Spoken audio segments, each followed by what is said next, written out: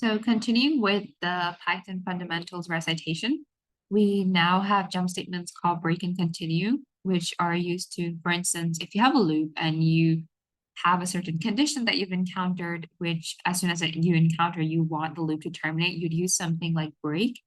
And if you want the current iteration of the loop to be skipped instead of the whole loop to be terminated, you'd use something like continue. So for instance, we have a list of fruits here called fruits here. And as soon as we encounter the fruit apple, I want my loop to continue to completely stop. And so you can see how it only prints apple and it never prints bananas and oranges.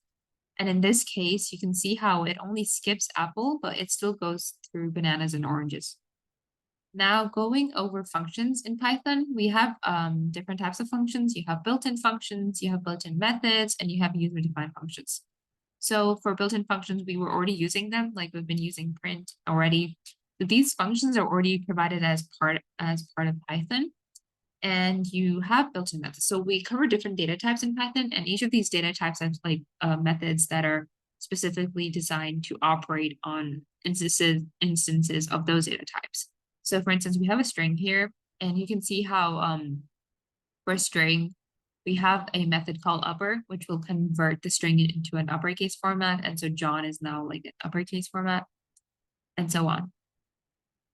And then we have user-defined functions where if you want a function to perform a specific task, and it's not already defined for you, you can define your own function. So you would need a keyword called def, and you'd provide the name of the function, and you have brackets. Inside brackets, if you want your function to have certain parameters that you're passing, you would also define those here. But in this case, we're not giving it any parameters. And then to call the function, you just put the name of the function with the brackets. Now going over to local and global variables. So why these are very important in general because these are the cause of like a lot of like debugging problems and issues. So what global variables are, like these are functions that are basically accessible everywhere in the program. And they're defined outside the functions. So you can see here how the variable fruit, it was defined outside the function favorite fruit. And so if I print it outside the function, I am still able to access it and I can print it. And I can also still access it inside the function favorite fruit. But in this scenario where I define my variable vegetable inside the scope of the function favorite vegetable, you can see how I'm able to access a vegetable inside the function. But once I print it, like once I try to print it outside, like I'm trying to access it, it says that the name vegetable is not defined. Now going over recursion. Recursion in general, it's a technique where you have like a bigger problem and you divide it into smaller subproblems of like similar type. And you use the results of the smaller subproblems to solve like the bigger problem in the end. So how it works is like, let's say you have a Fibonacci function. And what a Fibonacci number basically is it's basically a sum of like previous two numbers. So if it's other than the fact that if it's a zeroth in the first number. So if it's a zeroth in the first number, the zeroth number is always zero. The first number is always one. But if it's a second number, it will be the sum of the zeroth and the first number. And if it's the third number, it's the sum of the second and the first number and so on. So that's basically like our recursive case. So we have two base cases. So if it's a zeroth or the first number, you already have default values for those. But if you are in a recursive case, like for instance, if you're looking for a second number or the third number, you would want to look at your previous two numbers.